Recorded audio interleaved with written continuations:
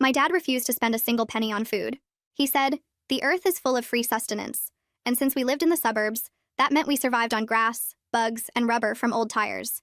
He'd wake us up at dawn to forage, teaching us which weeds were almost like spinach and which beetles had the most protein. Mom would boil dandelions and clovers into a gray soup, while Dad lectured us about how grocery stores were scams.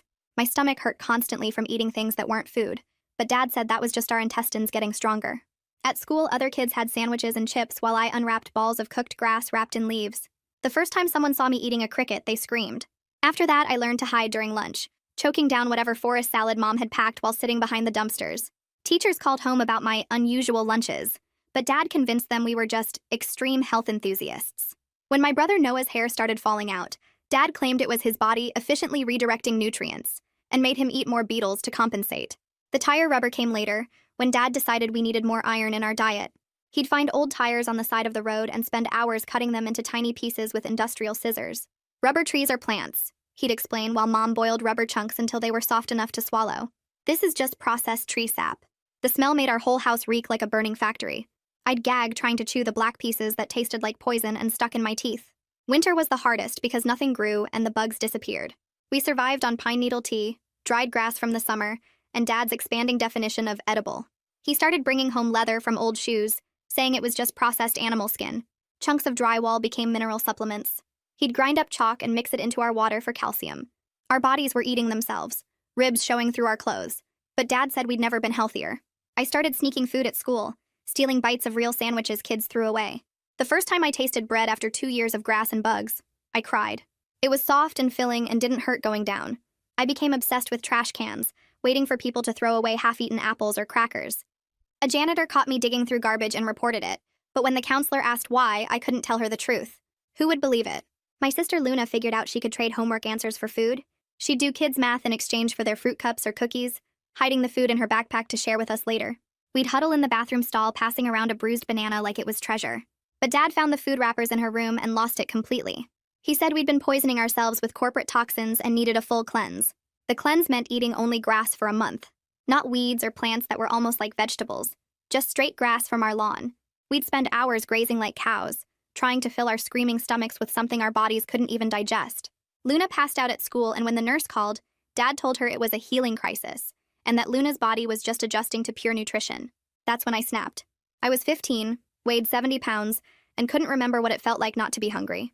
I walked to the nearest McDonald's with $1 I'd found and bought a single cheeseburger. I ate it in 3 bites and immediately threw up, my shrunken stomach rejecting real food. But I didn't care. It had tasted like heaven. When I got home, Dad could smell the grease on me. He made me kneel in the backyard and eat dirt to cleanse the toxins, while lecturing about how I'd poisoned 3 years of pure eating. As I forced down handful after handful of soil, I made a decision. I'd keep eating garbage, stealing food, doing whatever it took to survive until I was 18. Then I'd leave and never look at grass the same way again. But the next week, Noah collapsed during morning foraging. He was so weak he couldn't stand, his body finally giving up after years of malnutrition. As the ambulance took him away, Dad screamed about how the doctors would pump him full of chemicals. But when the hospital called child services, Dad was ready. He'd been preparing for years, documenting our healthy lifestyle with photos of us smiling while foraging, essays we'd been forced to write about how great we felt, medical records from the holistic doctor who'd never actually examined us. The social worker who came looked tired and skeptical. Dad showed her our garden full of edible plants, the books on natural nutrition, the carefully edited videos of us choosing to eat foraged food. He explained how the hospital was overreacting, how Noah just had a minor stomach bug. Mom served the social worker pine needle tea and spoke calmly about raising children naturally. They'd done this before with concerned teachers, neighbors, even police. They knew exactly what to say. The social worker took notes and photos, but I could see her softening as Dad talked about the dangers of processed food and the benefits of ancestral eating. She probably saw overprotective health nut parents, not the reality of children slowly starving on grass and tire rubber. As she prepared to leave, she turned to me and asked if I had anything to add. I looked at Dad's calm face, knowing he had contingency plans for everything. This was my only chance to protect myself and my siblings, but I knew if I spoke out and it didn't work, I'd suffer in ways I'd never imagined. I had to choose. The social worker looked right at me and waited for an answer. I could feel Dad's stare burning into the side of my head like a physical weight pressing on my skull. My mouth went completely dry and my hands started shaking in my lap where nobody could see them. Every single survival instinct I had was screaming at me to keep my mouth shut, because I knew exactly what Dad did to people who betrayed the family. The dirt punishment was still fresh in my mind, and I could still taste the soil when I swallowed. I opened my mouth and heard myself mumble something about how we eat really healthy food, and Dad takes good care of us. The words felt like lies coating my tongue, but they were the safe words that would keep me alive.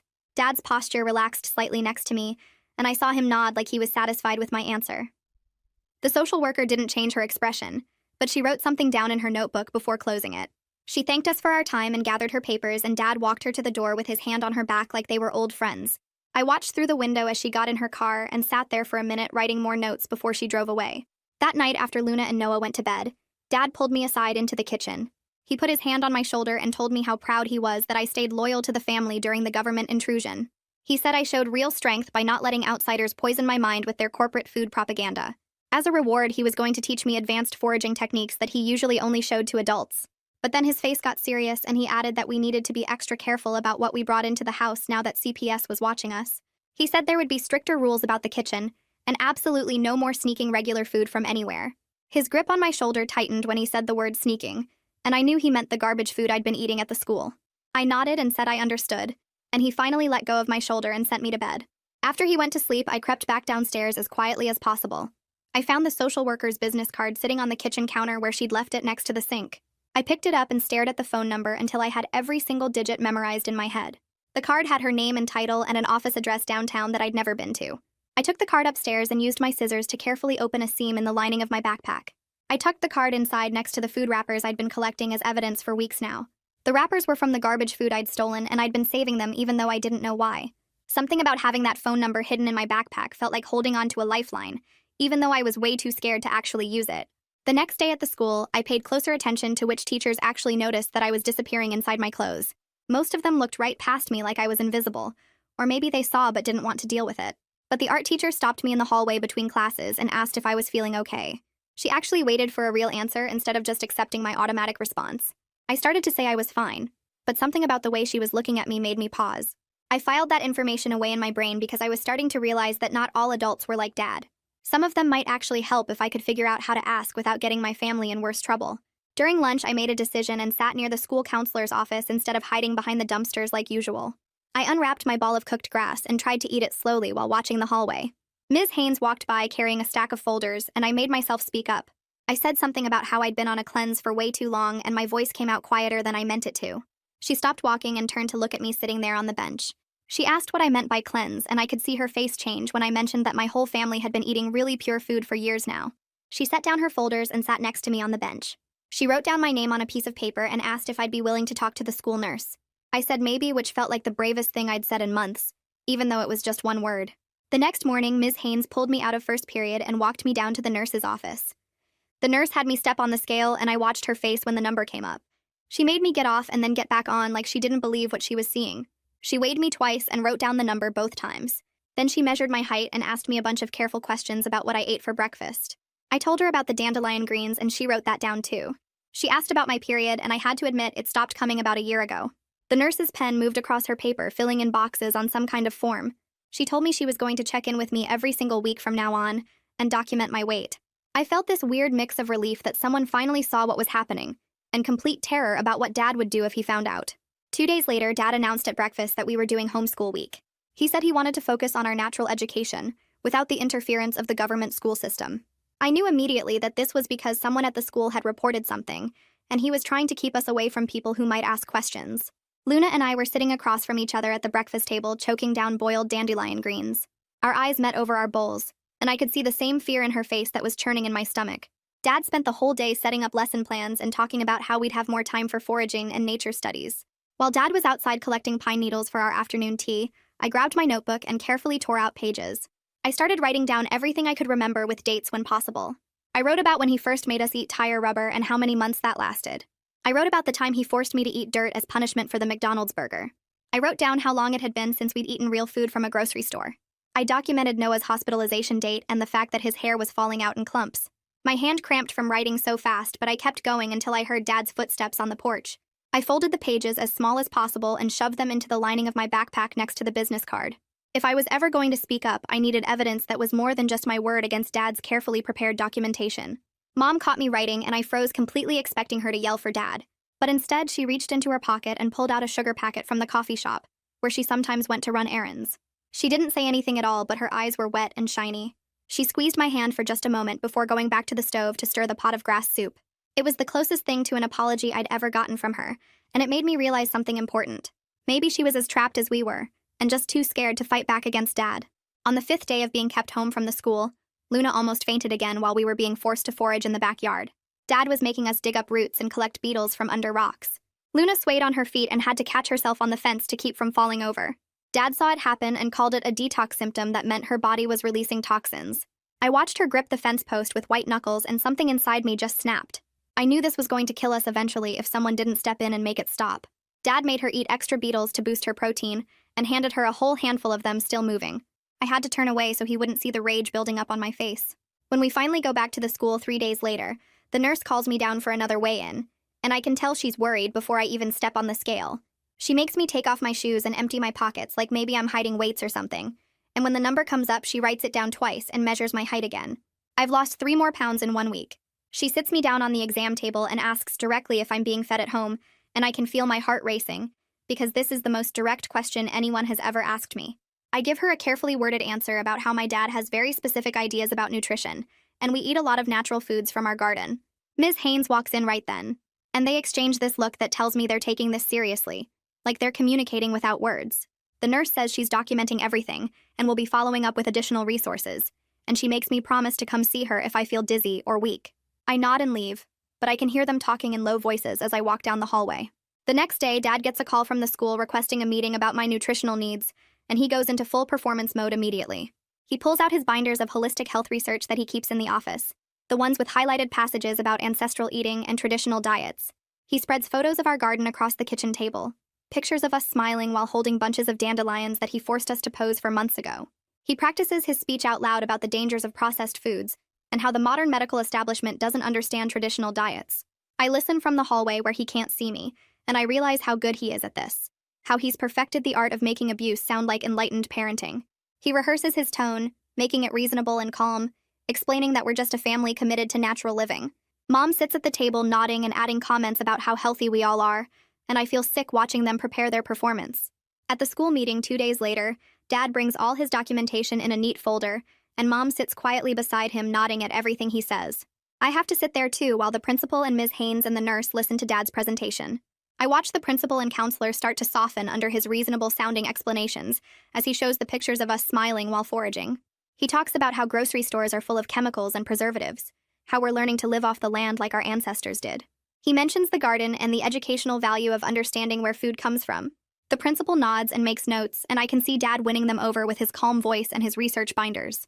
But then Ms. Haynes clears her throat and mentions that she's already filed a mandated report with CPS based on my documented weight loss and concerning statements. Dad's smile freezes for just a second before he recovers, and he launches into an explanation about how I'm just naturally thin and going through a growth spurt. The meeting ends with the principal saying they'll be monitoring the situation closely, and Dad shakes everyone's hands like he's won. 2 days later, the social worker shows up at our house without calling first, and Dad is furious but trying to hide it behind his usual calm face. He opens the door with this tight smile and asks to see her credentials, and he insists that any visits need to be scheduled in advance so he can prepare educational materials about our lifestyle. The social worker, Keith, says that surprise visits are standard protocol for active investigations, and he can either let her in now or she can return with police. Dad backs down, but his jaw is clenching as he steps aside. She schedules a formal follow-up for the next week, and I can see Dad agreeing while his hands are balled into fists at his sides. I know the next few days are going to be hell as he prepares his defense and makes sure we all know exactly what to say. Dad pulls us completely out of school the very next morning, claiming he's starting our official homeschool curriculum. I realize immediately that he's removing us from the daily witnesses who've been documenting our decline, from the nurse who weighs me and the counselor who asks questions. He sets up a schedule on the refrigerator where we spend mornings foraging in the backyard, and nearby woods, afternoons on what he calls nature studies, which is really just more foraging and learning about edible plants, and evenings writing essays about the benefits of natural eating. Luna and I are now completely isolated with no access to teachers or counselors who might help. The walls feel like they're closing in, and I can barely breathe when I think about being trapped here with no one watching. Dad hovers constantly, following us from room to room, and Mom watches us with this scared look in her eyes. In the tiny amount of privacy I have in the bathroom, I pull out notebook paper and start writing as fast as I can. I write out a detailed timeline with every incident I can remember and approximate dates. I write about the first time he made us eat tire rubber and exactly how many months that lasted. I write about the dirt punishment after the McDonald's burger, and how many handfuls he made me eat. I document the grass month when Luna passed out and what Dad said about healing crisis. I write about the leather from old shoes and the drywall he called mineral supplements and the chalk in our water. I write about Noah's hospitalization and the fact that his hair was falling out in clumps. My hand cramps from writing so fast, but I keep going, filling page after page with dates and details and everything I can remember. When I'm done, I fold it up so small it fits in the change pocket of my jeans, and I hide the business card from the social worker in there too. This documentation feels like the only power I have left, the only weapon I can use against Dad's carefully prepared lies. What I don't know is that Ms. Haynes is sitting in her office at the school filing a formal mandated report with CPS. She types up everything she's observed over the past weeks, citing my documented weight loss with specific numbers from the nurse's records, Luna's fainting episode with the date and time, my coded disclosure about the cleanse and what that might mean, and the family's sudden withdrawal from the school, right when the investigation started. She attaches the nurse's medical documentation and her own notes from our conversations. The report triggers an investigation protocol that requires CPS to conduct a home visit within 72 hours and assess for immediate safety concerns. Somewhere in an office downtown, people are finally taking action while I'm trapped at home with no idea that help might be coming. The CPS worker arrives 3 days later for an unannounced visit and rings the doorbell at 10 in the morning. Dad answers, and I can see his face go red when he realizes who it is. He refuses to let her in without a warrant, citing his rights and demanding to see her credentials again even though he saw them last time. She explains calmly that she can return with police if necessary, and that refusing entry to an active investigation looks very bad in her report. Dad backs down, but he uses the few minutes while she waits on the porch to frantically arrange the living room. He tells us exactly what to say, hissing instructions about how we're healthy and happy and love our natural lifestyle. He shoves books about traditional diets onto the coffee table and opens the curtains so the garden is visible through the window. When he finally lets the CPS worker in, the space has been transformed into a showcase of his natural living philosophy, with everything perfectly staged. A police officer shows up the very next day for a welfare check after the CPS worker reported Dad's initial refusal of entry. Dad turns on all his charm, talking about constitutional rights and parental freedom, and how he's just trying to raise his children with good values. The officer looks around at the garden visible through the window, and the educational materials on the shelves, and ES kids sitting quietly on the couch in clean clothes. Nothing about the scene screams immediate danger to someone who doesn't know what happens behind closed doors, doesn't know what we're being forced to eat, or how our stomachs hurt constantly. The officer leaves after warning Dad to cooperate with CPS, and I feel hope slipping away as I realize how good Dad is at fooling people who only see what he wants them to see. I know I need to get my evidence somewhere safe where Dad can't find and destroy it. During the one trip back to the school for supply pickup, I tell Dad I need to use the bathroom and slip away into the building. I find an old locker in the abandoned hallway near the gym, one that doesn't have a lock anymore and the vent cover is broken. I tape my sealed envelope with the timeline and the business card behind the vent cover, pushing it back as far as I can reach. I memorize the locker number, 247, and the location, third hallway past the gym on the left. It's not much, but it's something concrete that exists outside of Dad's control, evidence he can't destroy or explain away. I rush back before he notices I'm gone, but my heart is pounding with this weird mix of fear and something that might be hope. Over the next few days, I go through the motions at home while something bigger builds in the background that I don't even know about yet. Noah is still in the hospital, and Dad keeps calling them demanding his release, but they keep him for observation and more tests. What I find out later is that the hospital doctor sent all of Noah's lab results to his regular pediatrician, a woman named Dr. Pacheco, who's been tracking his growth for years. She pulls up his old records and sees the pattern, how his weight percentile dropped from healthy to dangerously low over 3 years, how his last checkup showed hair thinning and low energy that Dad brushed off as normal. The new hospital labs show severe problems with his blood, not enough protein or iron or basically any vitamin that bodies need to work right. Dr. Pacheco recognizes what she's looking at because she's seen it before in kids whose families can't afford food, except our family isn't poor, and Dad has a job. She writes up a report for CPS with all the medical records attached, and her professional opinion that Noah's condition came from not getting enough food over a long time period, and she specifically notes that this level of starvation doesn't happen by accident. The social worker gets this report in her email, and suddenly the case file isn't just about Dad's weird philosophy anymore. It's full of hard numbers and test results that can't be explained away. She calls our house and tells Dad she needs him to sign releases so she can get medical records for me and Luna too, and Dad tries to refuse, but she explains that he can either sign voluntarily or she'll get a court order. He signs because he thinks he can control what the records show, but he doesn't realize that lab numbers don't care about his natural living speeches. The social worker pulls everything and sees the same pattern in all three of us. Years of declining growth curves and missed checkups, and concerning symptoms that Dad always had an explanation for. She schedules separate interviews with each of us kids at the school where Dad can't be present, and I can feel the whole investigation shifting from them just checking on us to them actually building a case.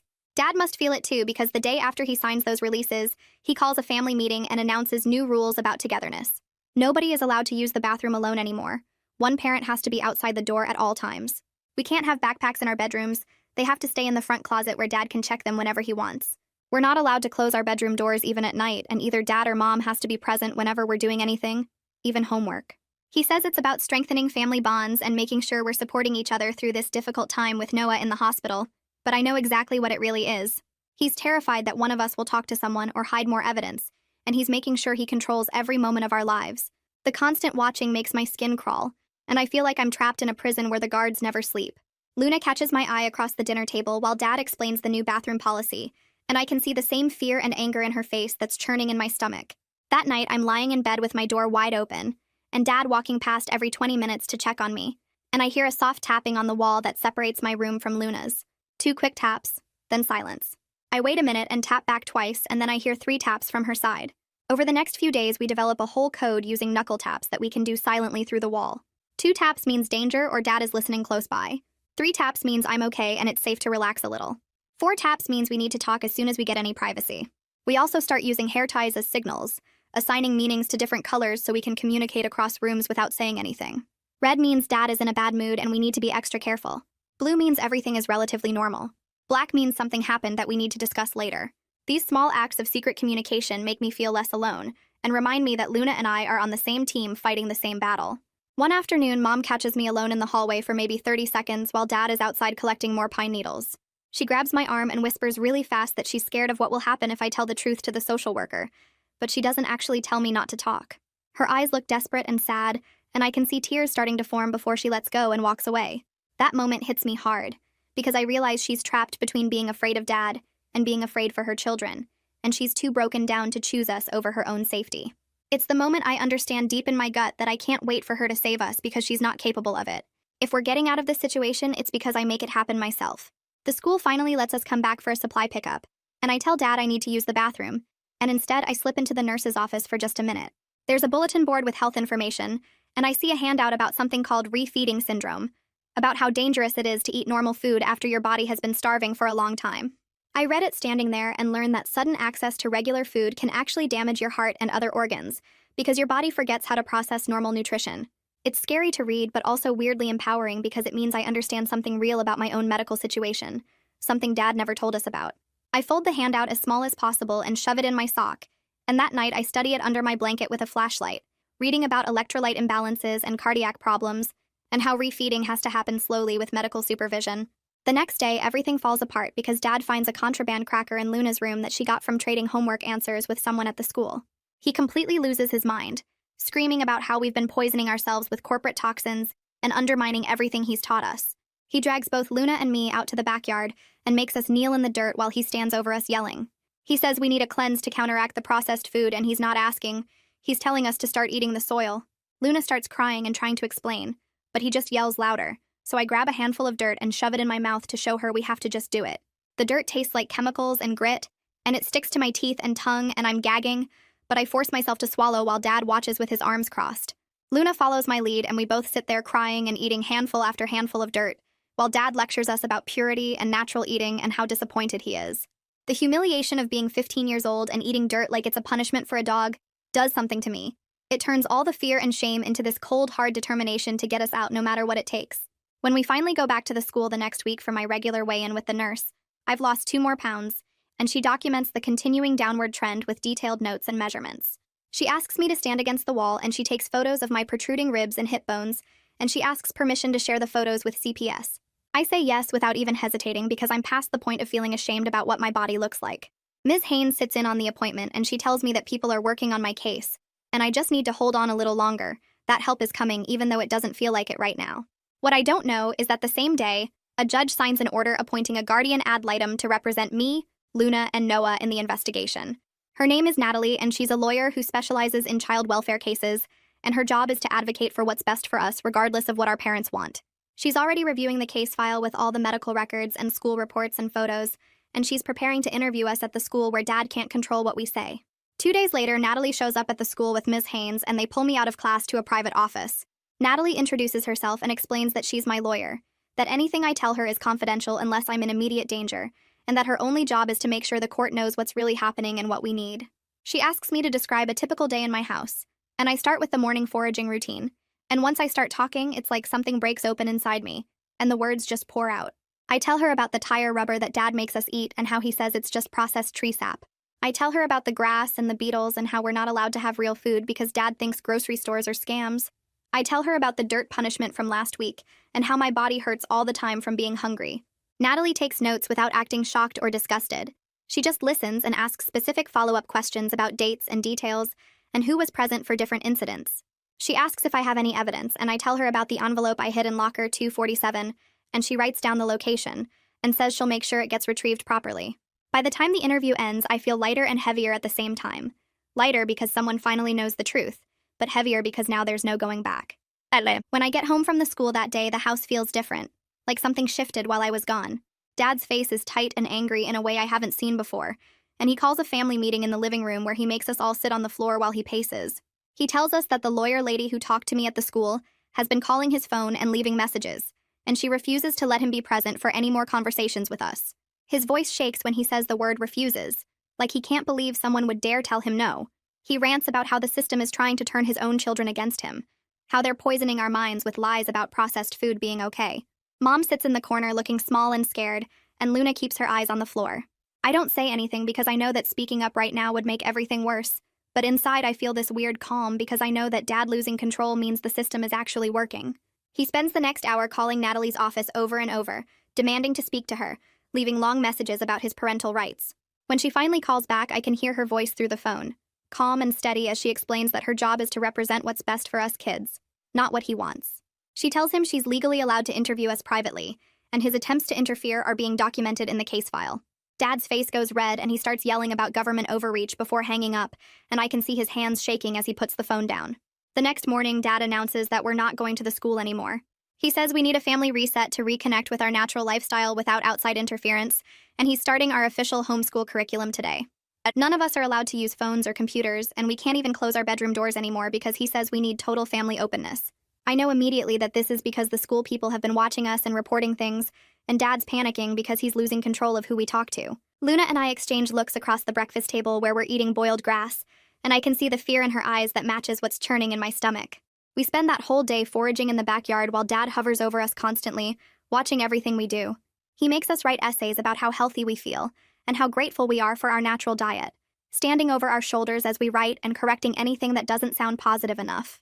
Mom moves around the house like a ghost, avoiding eye contact with anyone. At night, I try to tap our code on the wall to Luna, but I'm too scared Dad will hear, so I just lie there staring at the ceiling and counting the hours until someone realizes we've disappeared from the school. The next day is the same, and the day after that. We forage and write essays and eat grass while Dad lectures us about purity and toxins, and I feel like the walls are closing in. On the third day, I hear him on the phone with someone talking about accelerating our homeschool paperwork. And I know he's trying to make our disappearance from the school look official and planned instead of what it really is, which is him hiding us from the people who are trying to help. What I don't know is that while Dad's keeping us locked down at home, things are moving forward without him. The CPS worker files paperwork with the court requesting an emergency hearing for a court order that would let them enter our house without warning.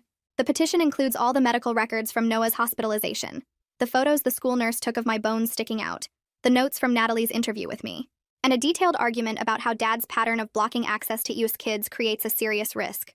The petition says that Dad's increasing isolation of us and his refusal to cooperate means evidence could be destroyed, and we could be harmed further before the normal investigation timeline runs out. A judge reads through all the documents and signs an order scheduling an emergency hearing for 3 days from now. The court sends notice to Dad's address, but he doesn't check the mail because he's too busy controlling every minute of our days, so he has no idea what's coming. On the 4th day of being trapped at home, I make a decision. I tell Dad I need to go to the school to drop off the homeschool paperwork he's been filling out, and I promise I'll go straight to the office and come right back. He's suspicious at first, but he's also desperate to make the homeschool thing look official, so he agrees as long as I'm back within an hour.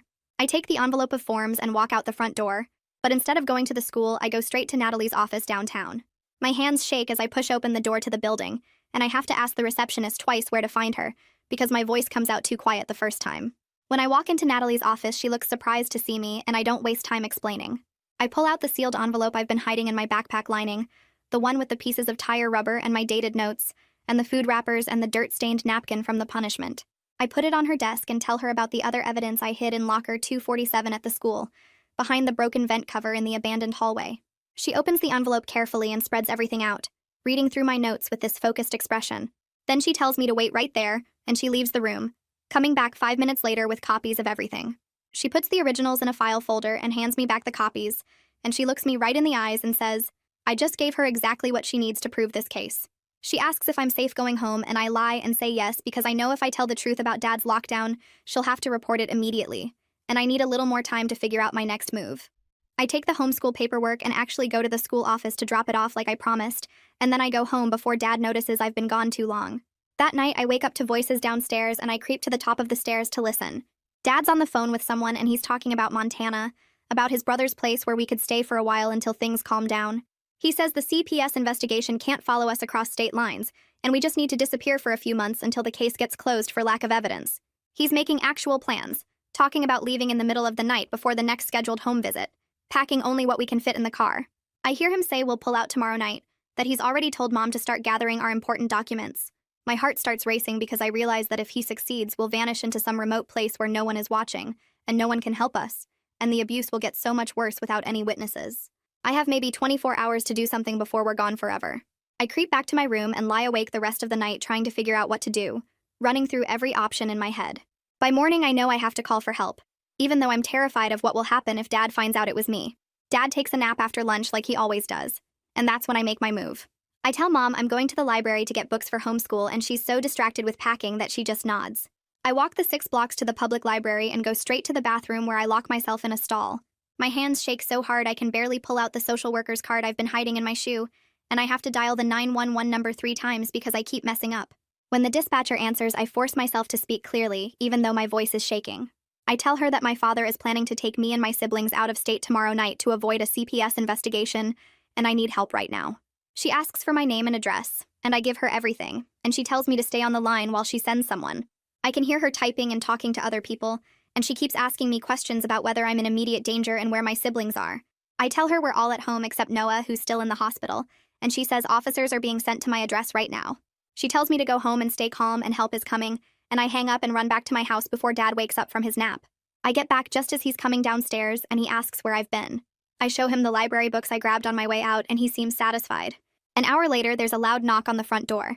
Dad answers it, and I see 2 police officers and the CPS worker standing on our porch, and one of the officers is holding papers. They tell Dad they have an emergency court order allowing them to enter and search the home for evidence related to the ongoing investigation, and when Dad tries to block the doorway, they push past him. He starts yelling about warrants and constitutional rights, but they ignore him and start going through everything. One officer photographs the pantry where bags of dried grass are stored in plastic containers, and the industrial scissors Dad uses to cut up tire rubber are sitting right there on the counter.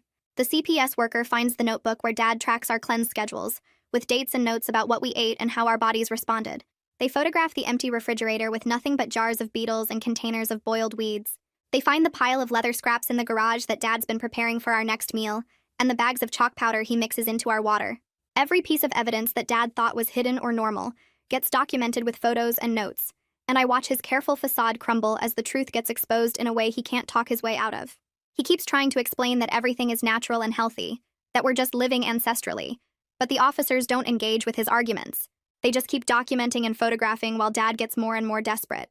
The CPS worker pulls me and Luna aside and asks us direct questions about the Montana plan and whether we feel safe at home. Luna starts crying, and I tell the truth about everything, about being kept home from the school, and not being allowed to close our doors, and Dad planning to take us away tonight. The worker makes some phone calls, and then she comes back and tells us that based on the evidence of ongoing harm, and Dad's plan to flee the state, she's making the decision right now to emergency remove all 3 of us kids from the home. She says Noah will stay at the hospital under protective custody, and Luna and I need to pack a bag with whatever we want to take. Dad loses it completely when he hears this, screaming about government kidnapping and his parental rights, but the police officers stand between him and us while we go upstairs to pack. I throw random clothes into my backpack along with the few things that matter to me, and Luna does the same. Mom just sits on the couch crying and doesn't try to stop what's happening. When we come back downstairs with our bags, the CPS worker leads us out to her car while Dad shouts after us about how we're betraying the family and we'll regret this. As we drive away, I look back and see him standing in the doorway still yelling, and I feel this weird combination of grief for the family I'm losing and relief so intense it makes me dizzy. Luna grabs my hand in the back seat and squeezes hard, and neither of us says anything as we drive through familiar streets towards somewhere unknown. The foster home is in a neighborhood that looks normal. with houses that have real grass lawns and cars in driveways. The CPS worker walks us to the door, and a man named Max answers, and his wife comes up behind him smiling gently. They're both calm and patient as they show us our rooms, which are small but clean with actual beds and dressers. Max explains the house rules about mealtimes and chores and bedtime, and his wife shows us where the bathroom is and how to work the shower. I can barely process anything they're saying because my brain feels fuzzy and overwhelmed, like I'm watching everything happen from far away. They give us each a welcome basket with basic toiletries and some snacks, and Max's wife says we can eat whenever we're hungry, and there's always food in the kitchen. That night, a nurse comes to do our intake medical exam, checking our weight and height and looking at our teeth and skin. She draws blood for labs and asks questions about our medical history, writing everything down in a chart. When the results come back a few days later, they confirm what everyone already knows, that we're really malnourished with dangerous deficiencies in basically every vitamin and mineral. A doctor named Layla Pacheco gets assigned to our case, and she creates a careful refeeding plan that starts with small amounts of easy-to-digest food like broth and crackers and slowly increases over weeks to include more variety and bigger portions. She explains that our bodies need time to adjust to real food again, and eating too much too fast could actually make us sick. My first night in the foster home, I try to sleep in the actual bed, but it feels too soft and exposed, like I'm floating in space with nothing to hold on to. I end up pulling a blanket off the bed and curling up in the closet with the door half open, and that feels safer somehow. Before I go to sleep, I take the granola bars from the welcome basket and hide them under the mattress, even though I know there's a full kitchen downstairs with food I'm allowed to eat whenever I want. Years of food scarcity have rewired my brain into constant hoarding mode, where every bit of food needs to be hidden and protected in case it disappears. Around 2 in the morning, I wake up to the closet door opening wider, and Max's wife is standing there in her bathrobe looking concerned but not mad. She doesn't make me feel weird about sleeping in the closet or ask a bunch of questions about why I can't use the bed. She just sits down on the floor nearby with her back against the wall and starts talking quietly about how the house is safe and no one will take my food and I can eat whenever I'm hungry. She tells me about the other foster kids they've had over the years and how everyone needs different things to feel okay, and sleeping in closets is actually pretty common. Her voice is calm and steady, and after a while I feel my body start to relax and eventually I fall asleep with her still sitting there keeping watch. The next morning, Keith comes to the foster home and tells me the social worker arranged a supervised phone call with Mom for that afternoon. I spend the whole day nervous and jumpy, not knowing what to expect or what she'll say to me. When the time comes, I sit in Keith's office at the CPS building with him right there listening, and the phone feels heavy in my hand as I dial the number they gave me. Mom's voice comes through the line sounding calm and almost relieved, not angry or desperate like I thought she'd be. She says she's glad we're somewhere safe and that she hopes we're eating better now, and her tone is so normal it throws me off completely. I wait for her to apologize or admit that what happened was wrong, but she doesn't say any of that. She also doesn't defend Dad or beg me to come home or tell me I betrayed the family. She just asks basic questions about how Luna and Noah are doing and whether the foster parents are treating us okay. It's like she's in some kind of shock or denial where she can't fully process what happened, and the conversation feels weird and disconnected. When I hang up after 10 minutes, I feel more confused than comforted, because I don't know what to do with a mom who sounds relieved but won't actually acknowledge the truth. Keith sees my face and suggests we talk about what happens next, so we move to a different room with more comfortable chairs. He sits down across from me and explains the whole court process step by step, walking me through how there will be hearings where a judge decides what's best for us kids. He tells me I might have to testify and describe what happened at home, and that Dad and Mom will have chances to present their side of the story too. He explains my rights and options, like how I can have a lawyer just for me who represents what I want, and how the court will consider my wishes since I'm 15. Having all this information laid out clearly makes everything feel slightly less scary, because at least I know what's coming. Keith is honest with me in a way that feels respectful, not like he's trying to protect me from reality. He says the goal is safety first, and then figuring out what kind of family reunification might be possible if my parents complete services like parenting classes and therapy. But he's also honest that it might not be possible at all, especially with Dad, and that some families can't be put back together safely. I appreciate that he doesn't give me false hope or make promises he can't keep. Over the next few days, I settle into a routine at the foster home with regular meals and school and therapy appointments. But then Keith calls to tell me something that makes my stomach drop. Dad started posting rants on social media about government overreach and CPS kidnapping, sharing his version of events where he's a persecuted father trying to raise healthy children naturally. He's writing long posts about how the state stole his kids for following an ancestral diet, and he's sharing photos of our garden and his nutrition books as proof that he did nothing wrong. The posts get shared in natural living communities, and suddenly our case is being discussed online by hundreds of people who don't know the full story. They're calling us brainwashed by big agriculture and saying Dad is a hero standing up to corporate food propaganda. Reading the comments makes me feel sick because these strangers are defending someone who made us eat tire rubber and dirt, and they think they're supporting some kind of freedom fighter. Keith says the judge found out about the posts and issued an order requiring Dad to stop discussing the case publicly because it could compromise the court proceedings and violate our privacy. Dad takes the post down, but the damage is already done, with screenshots floating around and people arguing about our family like we're some kind of political debate. A few days later, Natalie calls and asks if Luna and I can come to her office for a meeting. And when we get there, she sits us down at a conference table with notebooks and pens. She explains that we might need to testify in court about what happened at home, and she wants to prepare us so we know what to expect. She tells us we need to stick to specific facts with dates rather than general statements like, Dad was mean or we were always hungry.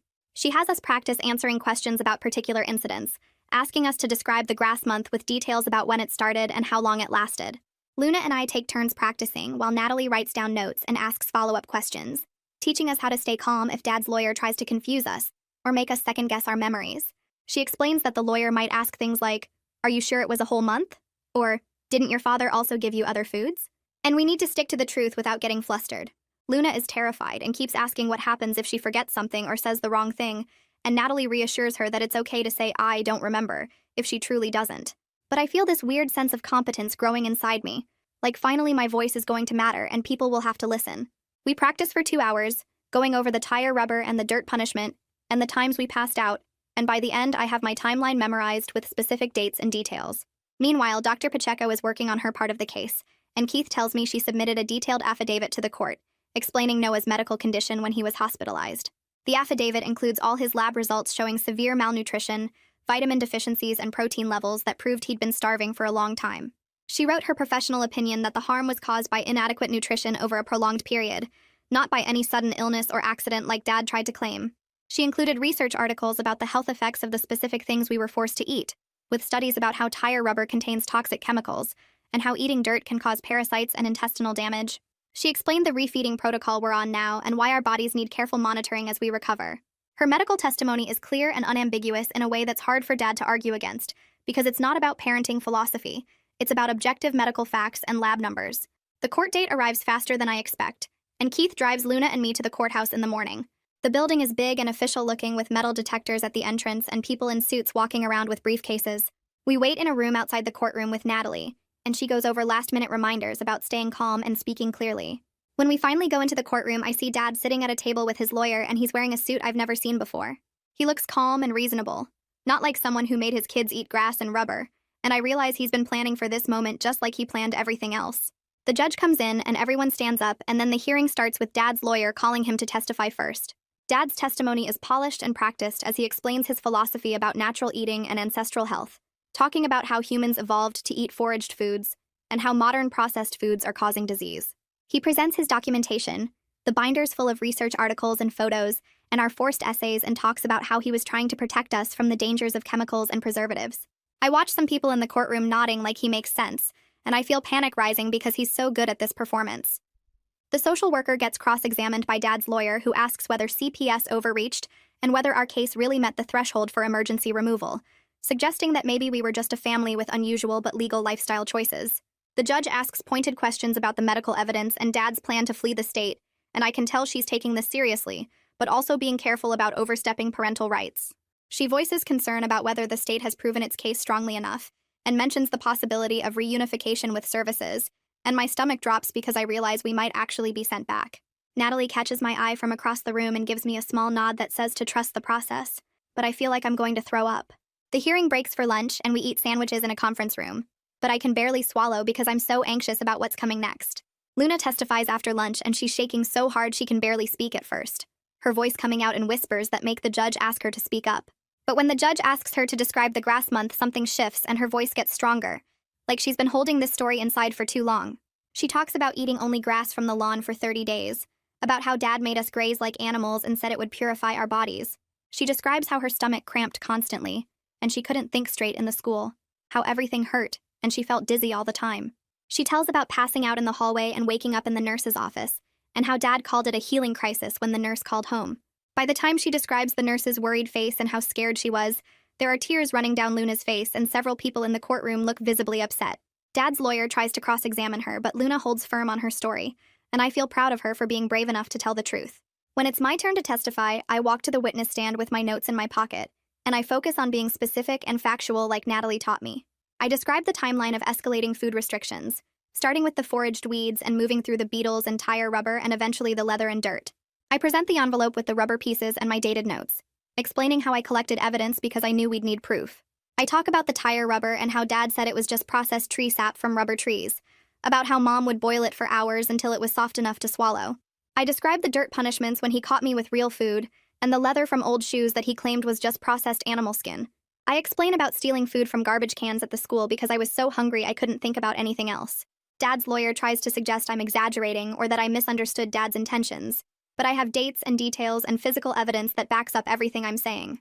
I watch the judge's expression shift from skeptical to convinced as I lay out the facts, and I feel this surge of power knowing that finally someone is really listening. The last witness of the day is Mom, and she gets called to testify looking small and scared in a way that makes her seem fragile. She gets sworn in and sits in the witness chair, picking at her fingers, and when the lawyer asks if she participated in the food restrictions, she starts crying. She admits that she boiled the tire rubber at Dad's insistence and served us the grass and beetles, and she says she was afraid to stop because Dad would get angry. She describes how he'd yell if she tried to give us regular food, and how he controlled all the money so she couldn't buy groceries even if she wanted to. It's not a full confession, and she still tries to minimize some things, saying stuff like, "I thought the foraged greens were actually healthy," and "I didn't realize how bad it had gotten." But it's the first time she's publicly acknowledged that what happened was wrong, and I feel this complicated mix of anger and sadness and relief. I'm angry that she didn't protect us sooner, sad that she was trapped too, and relieved that she's finally admitting the truth even if it's not the full truth yet. The judge steps back into the courtroom after a 20-minute recess and everyone stands up until she sits down behind her big wooden desk. She looks at her papers for a second, and then starts reading her decision out loud in this calm voice that makes every word feel heavy and final. She says the evidence clearly shows that harm occurred to all 3 children, and that our safety requires us to stay out of the home while our parents address the serious concerns the court has documented. Dad has to do supervised visits only with specific conditions. Mom needs parenting classes and individual therapy, and we kids have to keep getting medical monitoring to make sure we're recovering properly. The judge lists off all these requirements in this official way, and I sit there trying to process that we're actually staying in foster care, that the system is actually protecting us this time. When she finishes reading the order, I feel like I can breathe for the first time in weeks, like there's this weight that's been sitting on my chest since Noah collapsed, and it finally lifts just enough that I can take a full breath without my ribs hurting. The foster home has this dietitian who comes twice a week to work with me on eating normally again, and she's patient in a way that makes me feel less broken. She explains that my stomach has physically shrunk after years of not getting enough food, and that we need to increase my meals gradually so my body can adjust without getting sick. We start with small portions of really bland stuff like plain rice and boiled chicken, and she teaches me to pay attention to when I'm actually hungry, versus when I just feel empty from habit. The first few days I want to eat everything in sight because there's actual food available. But she shows me how to eat slowly and stop when I'm full instead of stuffing everything down like it might disappear. She gives me this chart where I track what I eat and how I feel after, and looking at the numbers helps me see that I'm getting enough, even when my brain still screams that I'm starving. The hoarding impulse is still really strong though, and I catch myself hiding crackers in my pillowcase, even though I know the kitchen is always stocked. Getting re-enrolled at my old school takes about a week of paperwork and meetings, and when I finally walk back into the building, it feels weird and normal at the same time. Ms. Haynes checks in with me every few days to see how I'm adjusting, and she doesn't make it feel like pity or charity, just like she actually cares. The first time I eat lunch in the cafeteria without hiding is this huge thing that probably looks tiny to everyone else. I sit down at a table with other students and unwrap a turkey sandwich and apple slices from the lunch line, and nobody stares or asks questions or acts like it's weird. I take a bite of the sandwich and it's soft and has mayo and lettuce and tastes like regular food, and I have to blink really hard to keep from crying right there in front of everyone. The normalcy of it hits me in this overwhelming way. Like I'm finally allowed to be a regular teenager who eats lunch with other kids instead of hiding behind dumpsters choking down grass. A girl at the table asks if I'm new, and I say I used to go here before, and that's it. The conversation just moves on to homework and weekend plans like I'm just another person. The first supervised visit with Dad happens 2 weeks after the court ruling at a CPS office with a social worker sitting in the corner taking notes. Dad sits across from me at this small table and tries to start talking about how everything he did was for our health, and how we'll understand when we're older. I interrupt him before he can get into his whole speech about natural living and corporate toxins. I tell him I don't want to discuss his reasons. I just want him to acknowledge that we were hurt by what happened. He looks at me like I've betrayed him, and starts talking about how the court doesn't understand ancestral eating, and how the medical system is wrong about nutrition. I watch him reframe everything as misunderstood parenting, and I realize he's never going to actually admit he was wrong. After 20 minutes of him making excuses, I tell the social worker I'm done with the visit and I stand up to leave. Dad's face goes red and he starts to say something, but the social worker tells him the visit is over. Walking out of that room makes me shake so hard I have to sit down in the hallway, but I also feel stronger because I set a boundary, and it actually got enforced. Mom visits separately the following week, and the whole conversation is different from the start. She cries as soon as she sits down and tells me she's sorry for not protecting us, and she admits she was afraid of Dad and didn't know how to leave. I don't say anything at first because I'm not ready to forgive her yet. The hurt goes too deep for that. But then she tells me she's applied for a housing voucher so she can live separately from Dad, and she's attending parenting classes twice a week at the community center. She shows me a certificate from the first class she completed and asks if we can do phone calls sometimes. I tell her maybe, that I need time to figure out how I feel, but I can see she's actually trying to change instead of just making excuses. It creates this tiny opening for maybe rebuilding something eventually, though I don't know what that would look like, or if it's even possible.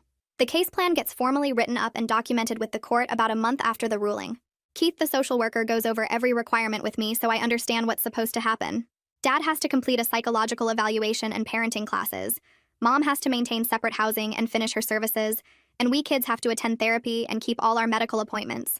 There can be no unsupervised contact with Dad until another court review, and Mom can work toward unsupervised visits if she keeps making progress.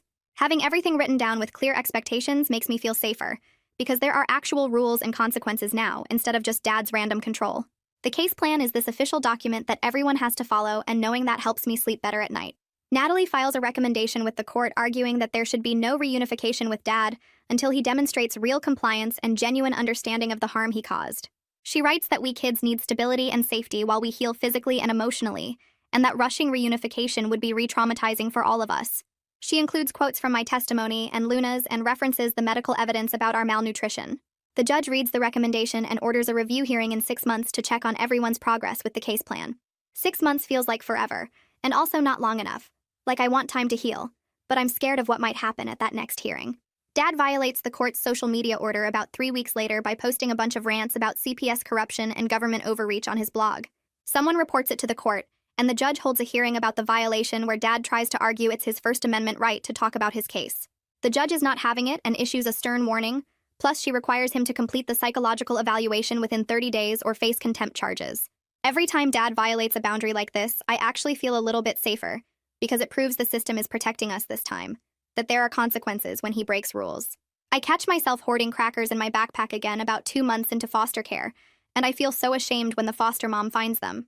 She doesn't yell though, she just sets up a meeting with my therapist Tanner. He explains that hoarding food is a totally normal trauma response to years of food insecurity, and that my brain is still wired for survival mode. We work on creating what he calls a safe snack plan, where I'm allowed to keep certain foods in my room but in a designated basket on my dresser, instead of hidden around the space. He helps me understand that my survival behaviors made sense when I needed them, and that they can be gently redirected rather than just stopped cold. Learning that I'm not broken or weird for hoarding food helps me be less hard on myself about it. Luna finishes an entire fruit cup at dinner one night without gagging or crying, and afterward we end up in the bathroom together brushing our teeth.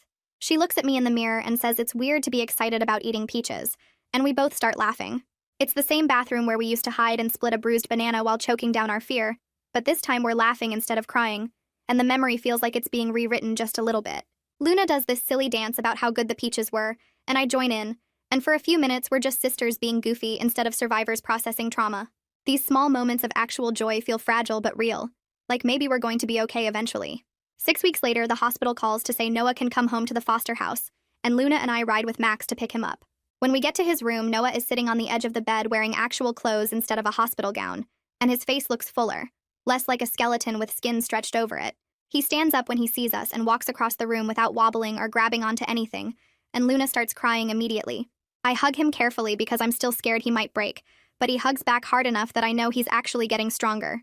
The nurse goes over his nutrition plan and physical therapy schedule with Max, while Noah shows us the folder of discharge papers that's thicker than a textbook. On the drive back to the foster house, Noah sits between Luna and me in the back seat and keeps touching his hair where it's starting to grow back in weird patchy spots. He tells us about the physical therapist who made him do exercises that felt impossible at first, but got easier every week. When we pull up to the house, Noah gets out of the car by himself and walks up the front steps, and I feel this huge wave of relief, because all 3 of us are finally together and safe in the same place. The 6-month court review happens on a cold morning in February, and we all sit in the courtroom while the judge reads through reports from everyone involved in our case. She says Luna, Noah, and I have all gained healthy amounts of weight, and our therapy attendance has been consistent. Mom's report shows she secured a 1-bedroom apartment across town and completed all 12 weeks of parenting classes, Plus, she's been going to individual counseling every week. Dad's psych evaluation results get discussed, and the judge's face gets serious when she reads the part about his limited insight into his behavior and his continued belief that his parenting choices were justified. The judge orders the case plan to continue with us staying in foster care, but she says Mom can start working toward unsupervised visits if she keeps making progress. Keith, the social worker, nods and makes notes while the judge talks about review dates and service requirements. A few weeks after court, I have a supervised visit with Dad at the CPS office, and the social worker sits in the corner with her clipboard, while Dad and I sit across from each other at a table.